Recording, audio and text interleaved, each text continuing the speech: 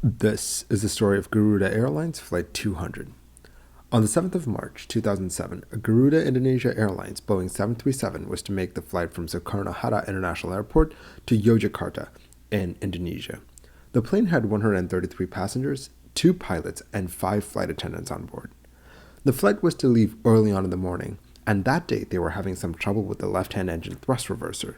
So the pilots called up the ground techs and they reset the thrust reverser and the problem went away. With that issue out of the way, the pilots took the 737 to the runway and they took off, with the captain being the pilot flying for this leg of the flight, while the first officer kept an eye on everything. At the top of the descent, the pilots were briefing their approach into Yogyakarta, but while they were doing this, the pilots still had to make radio calls. This kind of interrupted their work a little bit.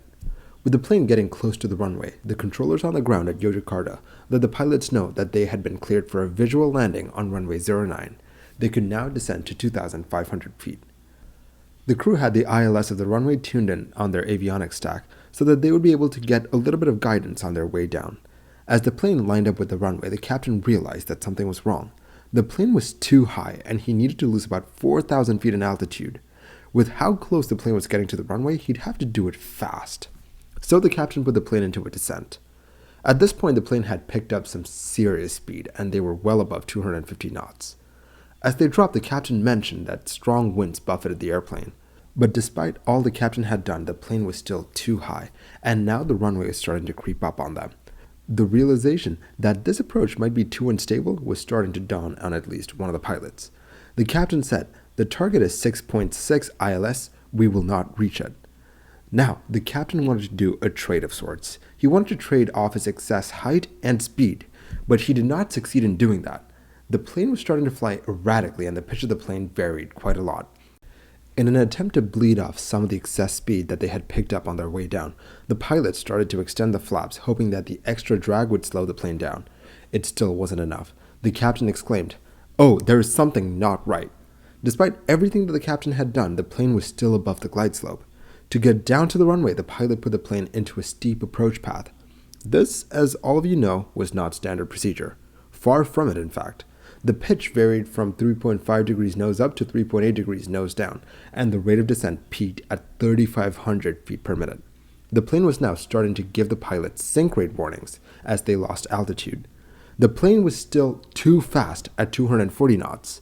It was so bad that the pilots couldn't extend the flaps of the 737 to where it needed to be for the landing, as extending the flaps to the landing position would definitely damage the plane. At this time, the plane was giving them too low terrain warnings. Now, when you hear this, you're supposed to pull the plane out of the dive and command max power and get the plane to safety. But these pilots did not do that. They pushed ahead with the approach. When the plane was 217 feet off the ground, the first officer told the captain to go around, but the captain disregarded the first officer's pleas. This captain was being told by the plane and the first officer to go around, but he did not budge. He kept pushing on with the approach. The captain then strangely asked his first officer if the landing checklist had been completed. The plane lost altitude and it touched down way down the runway. It was obvious that something was wrong. This plane was going too fast. The plane touched down again and then bounced again.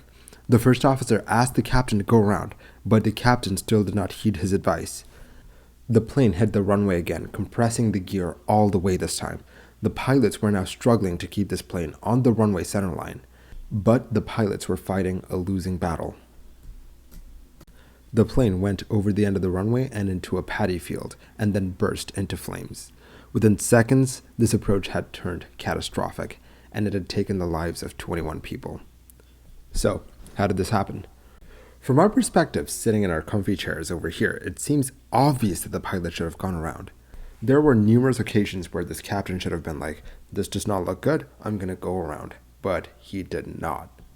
Why didn't he? The answer to that starts all the way back when the plane was starting to line up with the runway. Right off the bat, the plane was too high and the captain did his best to get the plane back on glide. He did this by pitching the plane down. Here's the problem. It comes down to basic physics. You can't lose altitude and then not gain speed, unless you're like slipping the plane or making liberal use of the speed brakes. So, in his quest to lose altitude fast, he picked up a ton of speed. How much, you ask?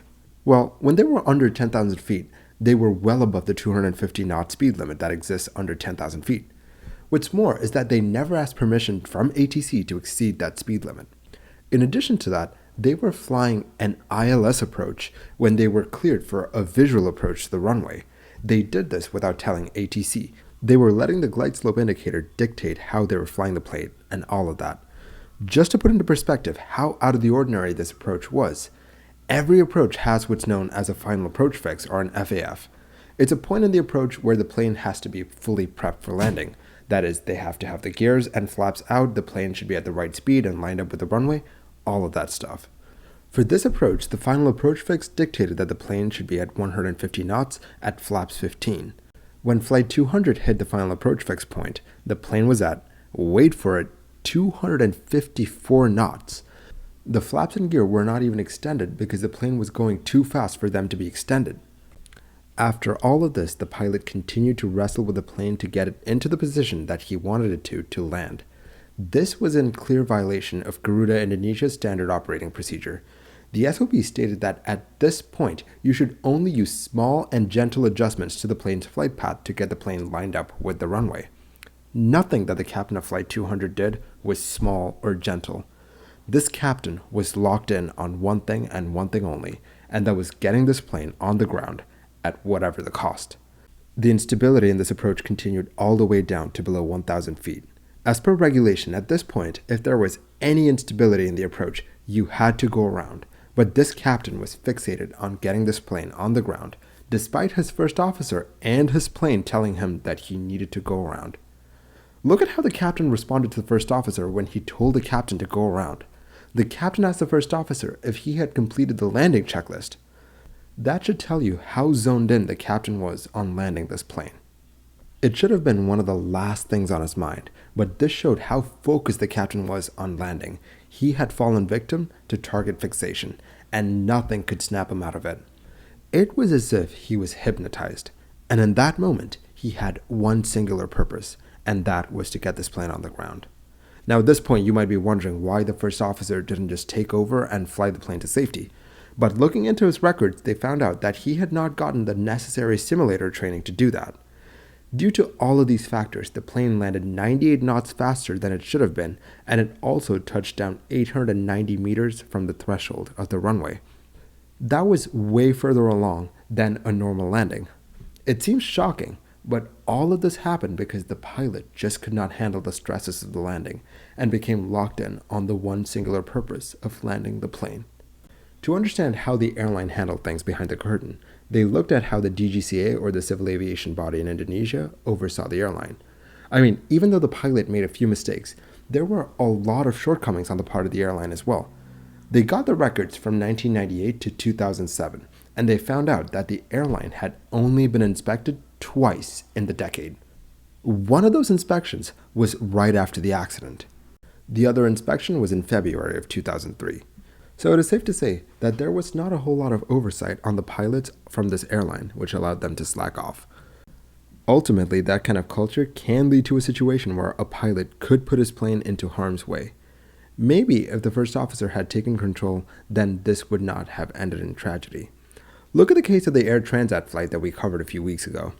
In that case, had the first officer not said, "Hey, something's wrong, I have control," then that plane too would have ended in disaster. But that did not happen in the case of Flight 200, and 21 people paid the price. Thank you for watching this episode of Mini Air Crash Investigation. If you like the videos that I make, do consider liking and subscribing. It will really help the channel grow. I will catch you guys next time. Stay safe.